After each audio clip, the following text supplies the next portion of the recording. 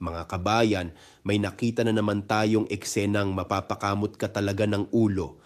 Prayer rally para kay Bong Revilla, para sa Mandarambong. Ano ba naman yan? Para kay Bong Revilla ba talaga? Panalangin para saan? Para sa hustisya ba? O para sa paglimot ng bayan? Dahil kung panalangin ang gagamitin para takpan ang pananagutan, hindi na iyon debosyon, kundi pagbaluktot sa pananampalataya. Hindi masama ang magdasal, kabayan, pero ang panalangin na walang pag-amin, walang pagsisisi at walang pananagutan ay hindi panalangin para sa Diyos, kundi panalangin para sa sariling interes. Ang hustisya ay hindi pwedeng takpan at dinadaan sa prayer rally, lalong hindi sa pagluha-luhang palabas na parang eksena lang sa pelikula. Pagpapakitang tao lang yan eh. Ako si Bishop Tonyo, obispong migrante sa Europa, at ito ang Damdaming Makabayan. Hanggang sa muli.